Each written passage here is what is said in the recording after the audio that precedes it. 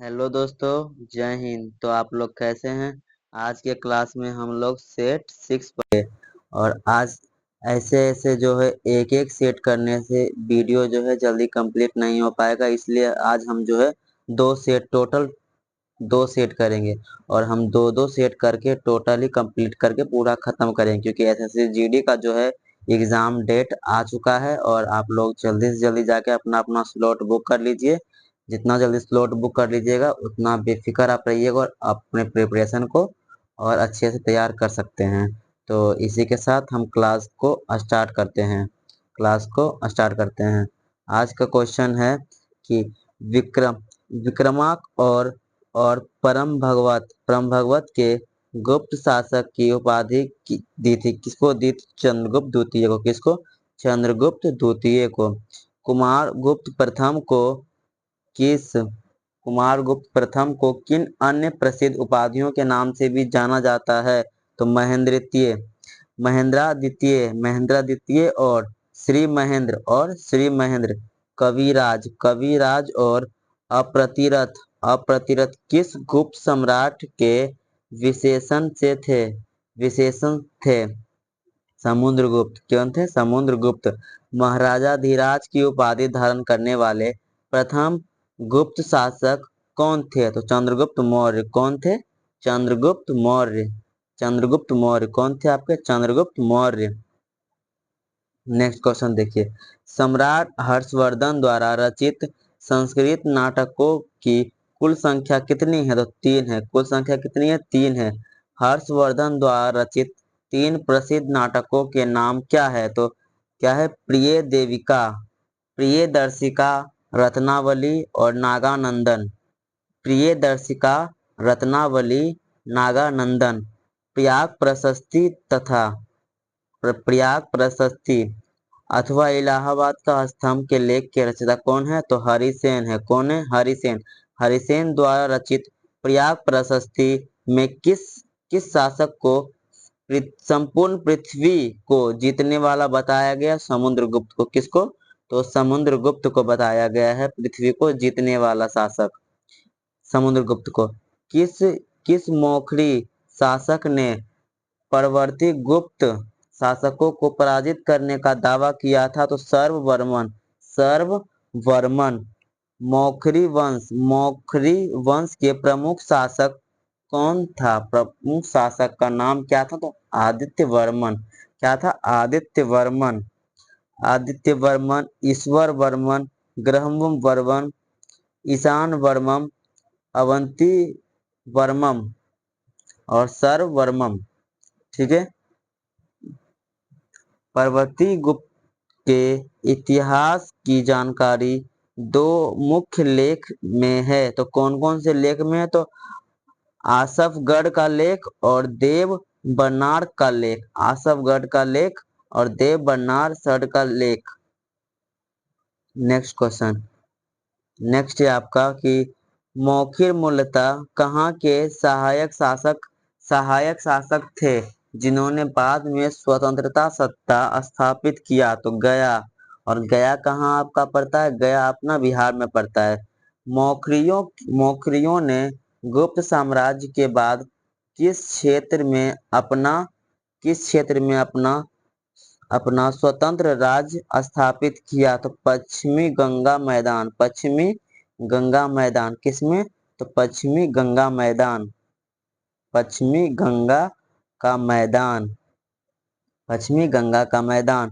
मौखरियों ने अपनी प्रतिष्ठित बढ़ाने के लिए गुप्तों की किस उपाधि का अनुकरण किया?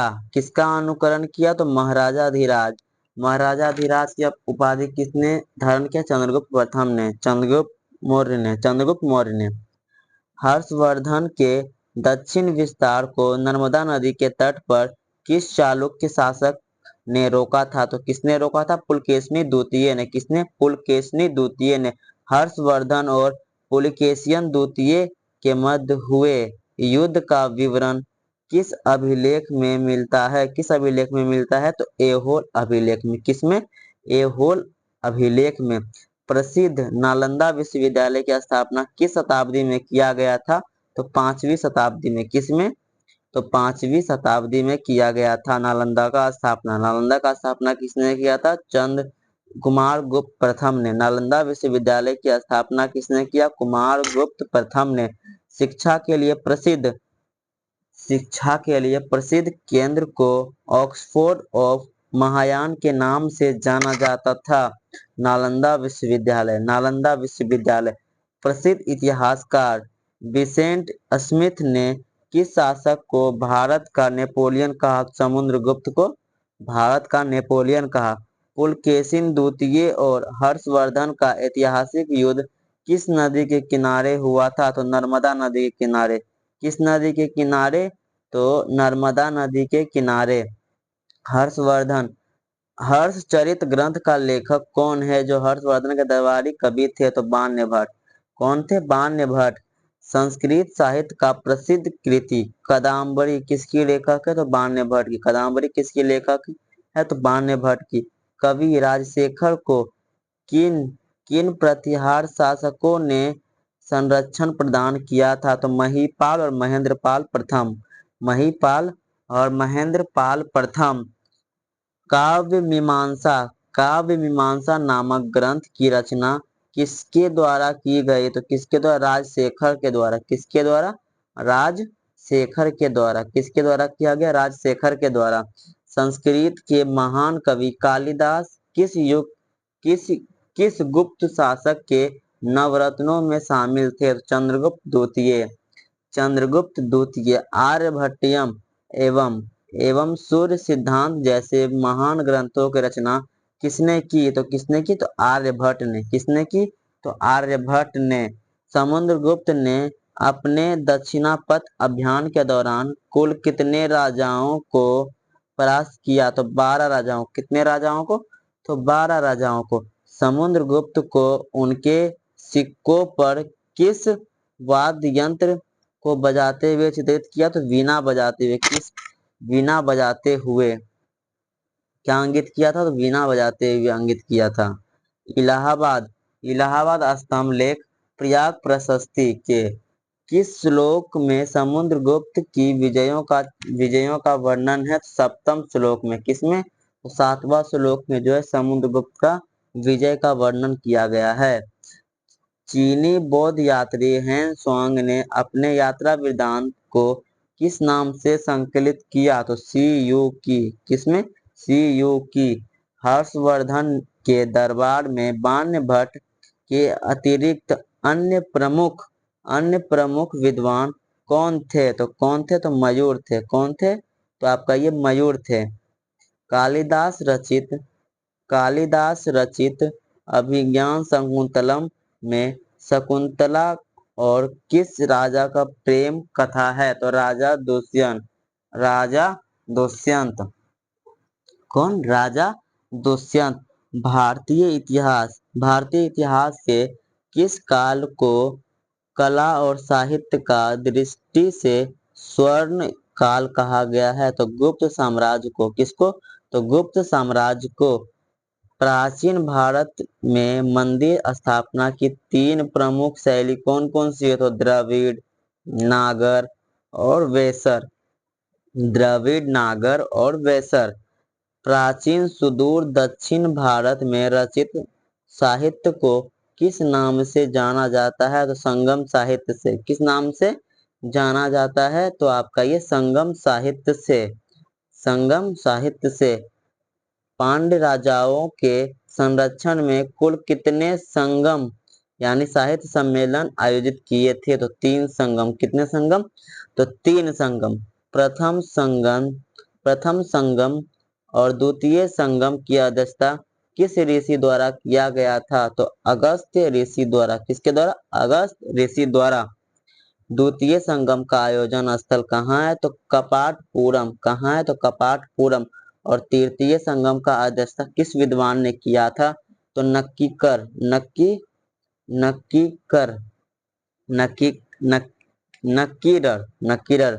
संगम काल के दौरान कडेसियार और आदिमयी शब्द किसके प्रयुक्त हुए थे? तो किसके प्रयुक्त? जिसके पास भूमि नहीं था, जिसकी भूमिहीन मजदूरों और दासों के लिए, भूमिहीन मजदूरों और दासों के लिए, दासों के लिए आपका संगम काल में धनी या भूस्वामियों को किस नाम से पुकारा जाता था? तो किस नाम से? वेल्लार के नाम से। किस नाम से? तो वेल्लार के नाम से। चोल अभिलेखों के अनुसार किसी विद्यालय के रख रखाव के लिए दी गई भूमि को क्या कहते हैं? तो साला भोग। क्या कहते हैं? तो साला भोग। चोल काल में गैर ब्राह्मण किसान स्वामियों की भूमि को क्या कहते हैं? तो वेलन वगाई कहते हैं। चेर शासन के दौरान ब्राह्मणों को उपहार दी जाने वाली भूमि को क्या कहते हैं? तो ब्रह्मदेय कहते हैं। ब्रह्मदेय कहते हैं। क्या कहते हैं? ब्रह्मदेय कहते हैं। नेक्स्ट क्वेश्चन देखिए क्या बोल रहा है। चोल काल में मंदिरों को उपहार स्वरूप प्रदान करने दी गई भूमि का क्या नाम है? तो देवदान। क्या नाम है? देवदान। देवदान। देवदान। मुवेंदवेलम और अरयार चोल काल में किन दो व्यक्तियों को दी जाने वाली उपाधि थी? तो किसको ये दोनों उपाधि दिया जाता था? धनी भूमि स्वामी को, यानी जिसके पास ज्यादा धन होता था ना उसको, राजा महाराजा को और सेठ साहूकार को ये उपाधि दिया जाता था। ऐहोल अभिलेख के लेखक और पुलकेशिनी द्वितीय के दरबार में कौन थे? तो कौन थे? रविकृति। कौन थे? रविकृति। प्रसिद्ध कोणार्क सूर्य मंदिर भारत के किस राज्य में है? तो ओडिशा में। कोणार्क मंदिर कहाँ पे आपका? तो ओडिशा में है। कोणार्क मंदिर कहाँ है? ओडिशा में। और वो ये जो है नागर शैली से बना हुआ है। प्रसिद्ध कोणार्क मंदिर स्थापत्य शैली की निर्मित कौन सा शैली से बना हुआ है? तो ये नागर शैली से बना हुआ है। कोणार्क के सूर्य मंदिर का निर्माण किस वंश के शासक ने करवाया था? तो गंग वंश के शासक ने नरसिंह देव ने करवाया था। किसने करवाया था? नरसिंह देव ने करवाया था। कोणार्क सूर्य मंदिर को किस वर्ष यूनेस्को की विश्व विरासत स्थल में शामिल किया गया? यानी कि कोणार्क मंदिर जो है आपका उड़ीसा में है, इसको किस वर्ष यूनेस्को में शामिल किया गया? तो यूनेस्को में 1984 को शामिल किया गया। 1984 में। तंजावुर का प्रसिद्ध राजराजेश्वर मंदिर किस हिंदू देवता को समर्पित है? तो भगवान शिव को। किसको समर्पित है? तो भगवान शिव को समर्पित है। भगवान शिव को समर्पित है। तंजावुर का राजराजेश्वर मंदिर किस चोल शासक ने बनवाया था? तो राजराज प्रथम ने। तंजावुर का जो राजस्व मंदिर है वो किसने बनाया था? तो राजराज प्रथम ने बनाया था। बृहदेश्वर मंदिर दक्षिण भारत की किस शिल्प कला का उत्कृष्ट उदाहरण है? तो द्रविड़ शिल्प कला। द्रविड़ शिल्प कला। दक्षिण भारत के वाकाट राजवंश के संस्थापक कौन है? तो विंध्य शक्ति है। कौन है? तो विंध्य शक्ति है। कौन है आपका? तो विंध्य शक्ति है। विंध्य शक्ति है। प्रवर सेन प्रथम और प्रवर सेन द्वितीय किस प्रमुख राजवंश के शासक थे? तो वाकाटक राजवंश के। किसके? तो वाकाटक राजवंश के। खजुराहो स्थित कंदरिया महादेव मंदिर का निर्माण किस वंश के राजाओं ने कराया? चंदेल वंश। किस? चंदेल वंश। कंदरिया महादेव मंदिर का निर्माण लगभग किस वर्ष के दौरान कराया गया था? तो 999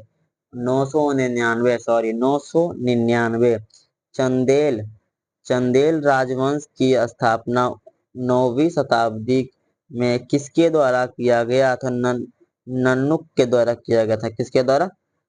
नन्नुक के द्वारा। चंदेल शासकों की राजधानी कहाँ थी? तो खजुराहो। खजुराहो कहाँ पे आपका है? तो खजुराहो आपका मध्य प्रदेश में है। चंदेल वंश का अंतिम शक्तिशाली शासक कौन था? कौन था जिसे परमल भी कहा जाता था? जिसे परमल भी कहा जाता था। तो ये पर परम परमदीर देव थे। कौन थे? परमदीर देव। खजुराहो के प्रमुख मंदिर कनरिया महादेव अतिरिक्त अन्य प्रसिद्ध मंदिर कौन थे? तो विष्णु मंदिर और चतुर्भुज मंदिर। विष्णु मंदिर और चतुर्भुज मंदिर। चोल चोल शासक के दौरान चोल शासक के दौरान कदमई शब्द का प्रयोग किसके लिए किया गया था? तो भू राजस्व। किसके द्वारा? भू राजस्व यानी एक प्रकार का कर। चोल साम्राज्य की नींव यानी संस्थापक किसके द्वारा किया गया था? तो विजयालय के द्वारा। किसके द्वारा? विजयालय के द्वारा। चोल राजवंश का अंतिम शासक किसे माना जाता है? तो राजेंद्र तृतीय को। किसे? तो राजेंद्र तृतीय को। भारत की भूमि पर प्रथम सफल मुस्लिम आक्रमण किसके नेतृत्व में हुआ था? मोहम्मद बिन कासिम। मोहम्मद बिन कासिम। मोहम्मद बिन कासिम ने सिंध पर आक्रमण के समय वो कहाँ का शासक था? तो दाहिर का। कहाँ का शासक था? तो ये दाहिर का शासक था। कहाँ का शासक था? दाहिर का शासक था। सिंध सिंध पर अरबों का विजय अभियान किस वर्ष पूर्ण हुआ? तो 711 से 712 ईस्वी। 711 से 712 ईस्वी। समुद्रगुप्त ने दक्षिणापथ के राजाओं के प्रति विजय के लिए कौन सी नीति अपनाई थी? तो ग्रहण, मोक्ष और अनुग्रह। 3 नीति अपनाई थी। कौन कौन? तो ग्रहण, मोक्ष और अनुग्रह। प्राचीन भारत का कौन सा शहर अपने संगम साहित्य के लिए विख्यात है? तो मदुरै। कौन सा? मदुरै। प्रयाग प्रशस्ति की खुदाई किस सम्राट अशोक के स्तंभ में किया गया? सम्राट अशोक। समुद्रगुप्त के सिक्कों पर उसे किस कार्य में तल्लीन दिखाया गया? तो क्या? तो संगीत वादन यानी कि वीणा वादन। संगीत वादन यानी वीणा वादन। समुद्रगुप्त ऐतिहासिक रूप से किसका उत्तराधिकारी था? तो चंद्रगुप्त प्रथम का। समुद्रगुप्त ऐतिहासिक रूप से किसका उत्तराधिकारी था? तो किसका था? तो चंद्रगुप्त प्रथम का। किसका? चंद्रगुप्त प्रथम का। हर्षवर्धन की पराजय का मुख्य कारण किस चालुक्य शासन की सैन्य कुशलता थी? तो पुलकेशिन द्वितीय। नालंदा विश्वविद्यालय को बौद्ध धर्म की किस शाखा का प्रमुख केंद्र माना जाता था? तो महायान का। किसका? तो महायान का। बाण्य भट्ट द्वारा रचित हर्षचरित के लेखक कौन है? तो हर्षचरित के लेखक बाण्य भट्ट है। पर जो ये क्या बोल रहा है, किस प्रकार की कृति है? तो ये शासन की जीवनी है। किसकी? तो शासक की जीवनी है। महेंद्रादित्य उपाधि किस गुप्त शासक के शासनकाल की पहचान है? तो कुमारगुप्त प्रथम। इसी ने जो नालंदा विश्वविद्यालय की स्थापना किया। किस विदेशी यात्री ने हर्ष के समय विस्तृत विवरण अपनी पुस्तक में दिया? तो हेनसोंग। किसने दिया? तो हेनसोंग। कोणार्क का सूर्य मंदिर निर्माण में किस प्रकार का पत्थरों का उपयोग किया गया? तो किस पत्थर का? लाल बलुआ पत्थर एवं ग्रेनाइट। लाल बलुआ पत्थर एवं ग्रेनाइट का उपयोग किया गया। ठीक है। मुवेंदबेलन उपाधि शाब्दिक अर्थ क्या होता है? राजाओं को सेवा देने वाला बेलन। 3 राजाओं को सेवा देने वाला बेलन। राजराजेश्वर मंदिर किस अन्य लोकप्रिय नाम से भी जाना जाता है? तो बृहदेश्वर मंदिर। बृहदेश्वर बृहदेश्वर मंदिर।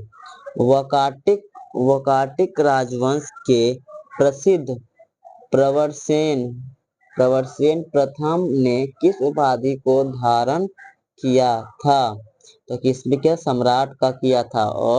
और क्या धर्म महाराज का किया था? अभिज्ञान शाकुंतलम नाटक किस भाषा में मूलतः लिखा गया है? संस्कृत भाषा में। अभिज्ञान शाकुंतलम जो है किस भाषा में लिखा गया? तो संस्कृत भाषा में। उसके लेखक कौन है? कालिदास। इसके लेखक कौन है? कालिदास। प्रयाग प्रशस्ति के अनुसार समुद्रगुप्त को क्या उपाधि दी गई? तो क्या दी गई? तो अप्रतिरथ दिया गया। हर्षवर्धन ने अपनी राजधानी थानेश्वर से कहाँ स्थानांतरित किया? तो कन्नौज। कहाँ किया? तो कन्नौज। गुप्त काल के दौरान राजकीय संरक्षण प्राप्त मुख्य धर्म कौन सा था? तो कौन था? तो वैष्णव था। कौन सा था? तो वैष्णव था। खजुराहो के मंदिर का निर्माण किन शताब्दी के मध्य हुआ था? तो 10वीं से 11वीं शताब्दी के मध्य चंदेल शासक द्वारा हुआ था। किसके द्वारा? तो चंदेल शासक द्वारा 10वीं से 11वीं शताब्दी के मध्य चंदेल शासक के द्वारा हुआ था। हैनसोंग किसके शासनकाल के दौरान भारत आया था? तो हर्षवर्धन के। हैनसोंग जो है किसके शासन के दौरान भारत आया था? तो हैनसोंग हर्षवर्धन के। और चोल काल में वेलार जाति का मुख्य व्यवसाय क्या था? कृषि धनी भूस्वामिनी था। सीयूकी ग्रंथ के मुख्य रूप से भारत में किस क्षेत्र का वर्णन मिलता है? सीयूकी से किस क्षेत्र का वर्णन मिलता है? तत्कालीन उत्तर भारत और हर्ष का साम्राज्य। नन्नुक ने चंदेल वंश की स्थापना किस क्षेत्र में की थी? तो किस क्षेत्र में? जेजाक भुक्ति यानी कि बुंदेलखंड और खजुराहो। बुंदेलखंड और खजुराहो।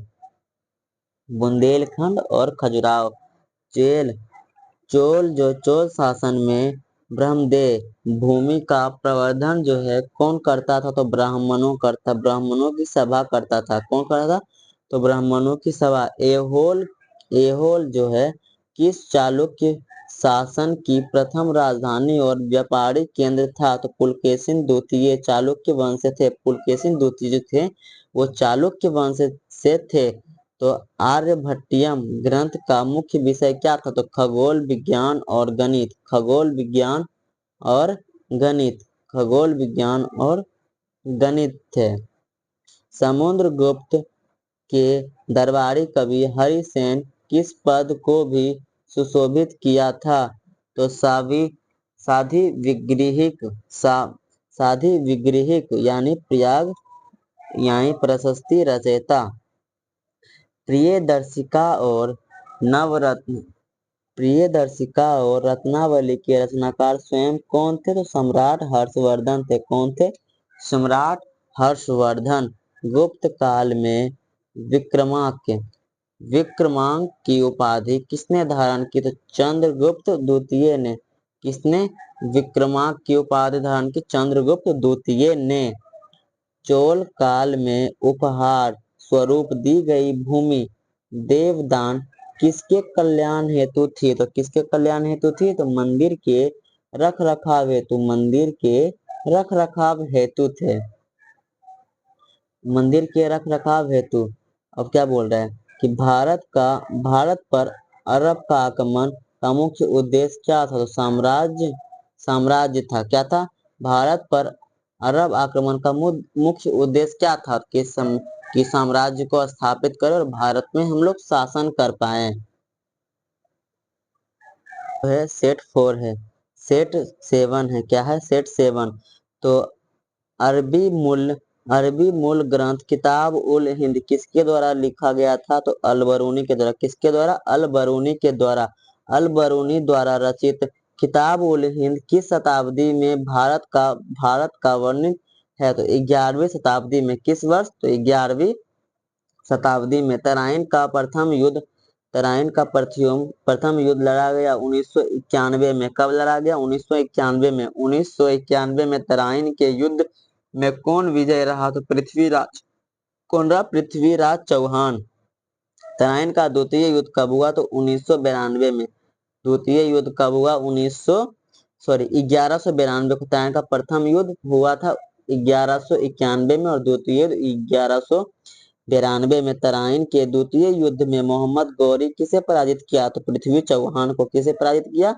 तो पृथ्वी चौहान को। किसे पराजित? पृथ्वी चौहान को। दिल्ली सल्तनत के अधीन दीवान अर्ज किस प्रकार का विभाग था? तो सैन्य सेवा विभाग था। दीवान अर्ज विभाग की स्थापना किस सुल्तान ने की? तो बलबन ने किया। किसने किया? तो बलबन ने किया।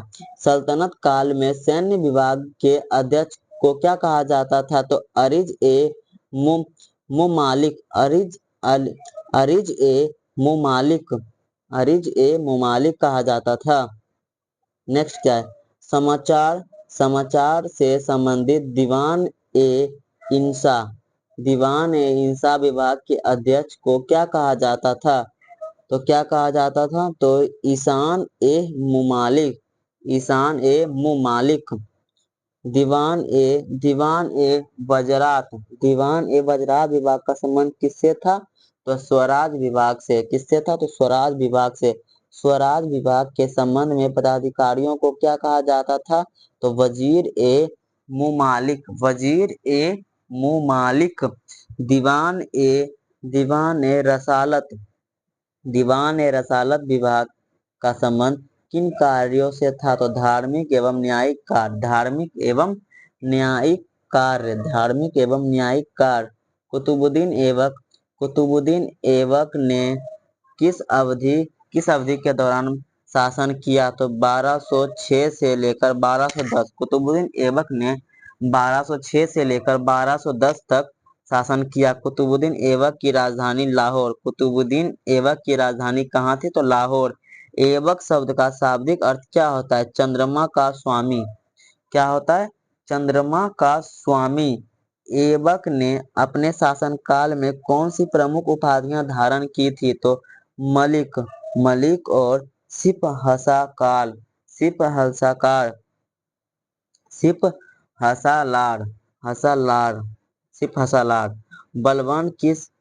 बलबन जो है किस तुर्क जाति से संबंधित था? तो इलबरी तुर्क।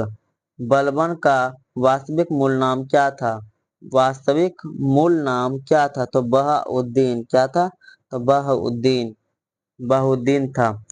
जिल्लल ए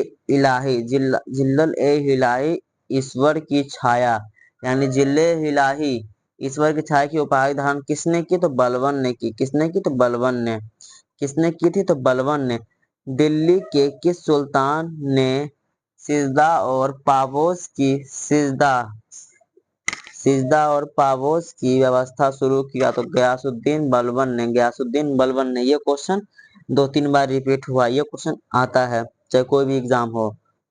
शासन व्यवस्था का आधार लो एवं रक्त नीति किसने? तो बलबन ने। लो एवं रक्त नीति किसने? तो बलबन ने। फारसी त्योहार नवरोज का प्रारंभ भारत के किस लिए किया गया था? तो बलबन ने किया। नवरोज त्योहार जो है बलबन ने शुरू किया। सुल्तान बलबन ने किस सैन्य विभाग का गठन किया? दीवान ए अर्ज। कहाँ का? दीवान ए अर्ज। तुर्कान ए चिहलगानी या चालीसा दल का दमन किसने किया? तो बलबन ने किया। किसने किया? बलबन ने किया। दिल्ली सल्तनत के दौरान गुप्तचर विभाग का प्रमुख क्या था? तो क्या था? बरीद अ मुमालिक। कौन था? बरीद अ मुमालिक। बरीद अ मुमालिक। वकील अदर नामक अधिकारी मुख्य कार्य क्या था? तो राजा के घरेलू कार्य का घरेलू कार्यों का प्रमुख था। सल्तनत काल में कृषि संबंधित विभाग को क्या कहा जाता था? तो दीवान अमीर को सुल्तान की अनुपस्थिति में मजलिस की अध्यक्षता कौन करता था? तो अमीर अदाद। सफर खां दिल्ली सल्तनत के किस शासक के प्रसिद्ध सेनापति था? तो अलाउद्दीन खिलजी। किसका था? तो अलाउद्दीन खिलजी का वह सेनापति जो मंगोलों द्वारा विरुद्ध लड़ते हुए मारा गया। तो जफर खां। कौन? जफर खां। अलाउद्दीन खिलजी के शासन काल के दौरान भारत पर कितने बार आक्रमण किया गया? तो मंगोल ने किया। किसने किया? तो मंगोल ने किया। किसने बार बार आक्रमण किया? मंगोलों ने। मध्यकालीन भारत में प्रशासनिक इकाइयों का आरोही क्रम क्या है? तो क्या है? पहले परगना, फिर सरकार, फिर सूबा। परगना, सरकार, सूबा। मध्यकालीन भारत में संपूर्ण साम्राज्य यानी प्रांत किसमें विभाजित था? तो सूबा में था। किसमें विभाजित था? तो सूबा में। सूबा में किन प्रशासनिक इकाइयों को विभाजित किया गया? सरकार में। किसमें? सरकार में। जौनपुर शहर की स्थापना किसकी समिति में की गई थी? तो मोहम्मद बिन तुगलक जौना खां। जौनपुर शहर को बसाने का श्रेय किस सुल्तान को जाता है? तो किस सुल्तान को? फिरोज शाह तुगलक। किसको? तो फिरोज शाह तुगलक द्वारा बसाए गए अन्य प्रमुख शहर कौन थे? तो फिरोजपुर था, फतेहाबाद था, फिरोजाबाद था, हिसार था। फिरोजाबाद में जो आपका चूड़ी मिलता है, चूड़ी का फैक्ट्री वहीं पे है, फिरोजाबाद में। ये सब आपका यूपी का है। मोरक्को के प्रसिद्ध यात्री इन बतौता किसके शासनकाल में भारत आया? तो मोहम्मद बिन तुगलक के काल में। किसके? मोहम्मद बिन तुगलक के काल में। इन बतौता किस वर्ष भारत आया था? तो 1333 में। किस वर्ष भारत आया था? तो 1333 में। मोहम्मद बिन तुगलक ने इन बतौता को किस पद पर नियुक्त किया था? तो दिल्ली का काजी। किस पद पे? तो दिल्ली का काजी। इन बतूता की प्रसिद्ध पुस्तक का नाम क्या है? किताब उल रेहला। मोहम्मद बिन तुगलक ने अपनी राजधानी दिल्ली से स्थानांतरित कर दौलताबाद कर दी। कहाँ पे कर दी? तो दौलताबाद कर दी। कहाँ पे कर दी? तो दौलताबाद कर दी। मोहम्मद बिन तुगलक के शासनकाल की अवधि क्या थी? 1325 से 1331। 1325 से 1331। दिल्ली से राजधानी देवगिरी ले जाने वाला शासक कौन था? तो मोहम्मद बिन तुगलक। कौन था? मोहम्मद बिन तुगलक के प्रमुख अभियानों में से एक कौन सा था? तो खुरासान और कराची अभियान। तारीख और फिरोजशाही पुस्तक के लेखक कौन है? तो जियाउद्दीन बरनी। तारीख ए फिरोजशाही पुस्तक के लेखक कौन है? तो जियाउद्दीन बरनी। कौन है? तो आपका जियाउद्दीन बरनी।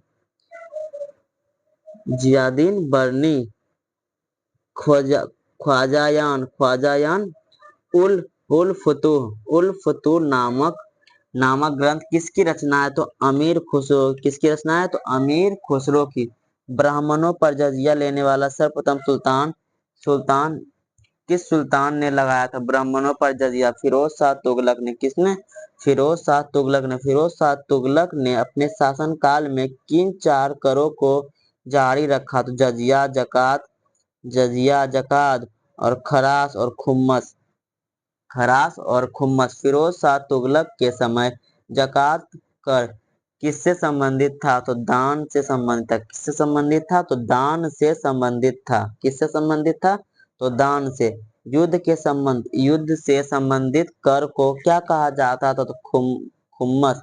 युद्ध से संबंधित कर को क्या कहा जाता था? तो खुम्मस। कुतुब मीनार की 5वीं मंजिल का निर्माण किस सुल्तान ने करवाया? फिरोज शाह तुगलक ने। कुतुब मीनार का 5वीं मंजिल का निर्माण किसने करवाया? तो फिरोज शाह तुगलक ने। कुशक कुशक ए शिकार महल दिल्ली में किसके द्वारा निर्मित करवाया गया था? तो फिरोज शाह द्वारा। किसके द्वारा? तो फिरोज शाह द्वारा करवाया गया। किसके द्वारा करवाया गया? फिरोज शाह द्वारा करवाया। गुलजरी महल हिसार का निर्माण किसने करवाया? तो फिरोज शाह तुगलक ने कराया। 1398 ईस्वी में तैमूर के आक्रमण के समय दिल्ली का सुल्तान कौन था? नसरुद्दीन मोहम्मद। कौन था? तो नसरुद्दीन मोहम्मद। तैमूर लंग के आक्रमण के फलस्वरूप किस राजवंश का पतन हो गया? तुगलक वंश का। किसका? तो तुगलक वंश का। फारसी दूत अबुल रजक किसके शासनकाल में विजयनगर आया था? तो देवराय द्वितीय काल में। किसके? देवराय द्वितीय के काल में। किसके? देवराय द्वितीय काल में। विजयनगर साम्राज्य की गणना विश्व के भव्य नगरों में से की जाती है। किसने की थी? तो अब्दुल रज्जाक। संगम वंश का महान शासक किसे माना जाता है? तो देवराय द्वितीय को। किसको? देवराय द्वितीय को। कृष्ण देव राय ने तेलुगु में किस प्रसिद्ध ग्रंथ की रचना की? तो अमुक्तमाल्याद। किसकी? तो अमुक्तमाल्याय ग्रंथ का मुख्य विषय क्या है? तो क्या है? शासन कला। क्या है? शासन कला। कृष्ण देव राय के दरबार में अष्टदिग्गज कौन थे? तो 8 तेलुगु कवि थे। कौन थे? 8 तेलुगु कवि थे। अष्टदिग्गज यानी 8 कवियों में से प्रमुख कवि कौन थे? तो पंडेडाना था। कौन था? पंडेडाना था। किसके शासनकाल में तेलुगु साहित्य का स्वर्ण युग कहा गया? देवराय। किसके? कृष्ण देव राय। सिकंदर लोदी ने आगरा शहर की स्थापना किस वर्ष किया? 1504 में। सिकंदर लोदी ने आगरा शहर का स्थापना कब किया? तो 1504 में। आगरा शहर किस नदी पर बसाया गया? तो यमुना नदी पे। किस पे? तो यमुना नदी पे। सिकंदर लोदी ने आगरा को अपनी राजधानी किस वर्ष बनाया? 1506 में। सिकंदर लोदी द्वारा आगरा को राजधानी बनाने का मुख्य उद्देश्य क्या था? दोआब पर नियंत्रण रखना। दिल्ली में स्थित हुमायूं का मकबरा किसके द्वारा बनाया गया? तो हमीदा बानो बेगम। हुमायूं की कब्र का वास्तुकार कौन था? तो मिर्जा ग्यास बेग। हुमायूं की मृत्यु 1556 ईस्वी में कहाँ से गिरकर हुई? तो दीनपन्हा लाइब्रेरी से। दीनपन्हा पुस्तकालय की सीढ़ियों से गिरकर हुमायूं की मृत्यु हो गई थी। किस मध्यकालीन शासक ने यात्रियों की सुविधा हेतु लगभग 1700 सराय का निर्माण करवाया? शेरशाह सूरी जो हमारा बिहार का शासक था, उसने 1700 सराय, जैसे कि हमारा लखीसराय है, बेगूसराय है, मुगल सराय है, ये ऐसा 1700 सराय का निर्माण करवाया था। ठीक है। और शेरशाह सूरी द्वारा बनाई गई सरायों की देखभाल हेतु किसकी नियुक्ति की गई थी? तो किसकी? तो सिखदार की गई थी। शेरशाह सूरी द्वारा निर्मित कराई गई सड़कों को वर्तमान में किस नाम से जाना जाता है? तो जीटी रोड के नाम से जाना जाता है। इबादत खाना की स्थापना का श्रेय किस मुगल शासक को जाता है? तो अकबर को। किसको दिया जाता है? तो अकबर को। खराज जो है किस प्रकार का कर है? तो भूमि से संबंधित कर है खराज। दीवान ए इंसा का संबंध किससे है? तो शाही सचिवालय से। विजयनगर आने वाला पहला अब्दुल रज्जाक कहाँ का दूत था? तो फारसी। कहाँ का दूत था? तो फारसी का। इन बतूता किस देश का मूल निवासी था? तो मोरक्को। किसका? तो मोरक्को का था। इन बतूता किस देश का निवासी था? तो मोरक्को का था। बलबन द्वारा समाप्त किया गया चालीसा दल किसने गठित किया था? तो इल्तुतमिश ने। किसने? तो इल्तुतमिश ने किया था। किसने किया था? इल्तुतमिश ने किया था। दिल्ली सल्तनत में परगना के अंतर्गत क्या होते हैं? ग्राम। क्या होते हैं? ग्राम। अलाउद्दीन खिलजी का वह सेनापति जो मंगोल के खिलाफ वीरता से लड़ा? तो जफर खान। कौन? जफर खान। फिरोज शाह तुगलक ने हिसार में कौन सा नगर बसाया? तो फिरोजा, हिसार ए फिरोजा। 1398 ईस्वी में दिल्ली पर किसका आक्रमण हुआ? तैमूर लंका। किसका? तैमूर लंका। अमुक्त माल्याद की विषय वस्तु किस ग्रंथ के समान राज्यवस्था पर आधारित है? तो कौटिल्य का अर्थशास्त्र। कौटिल्य का अर्थशास्त्र।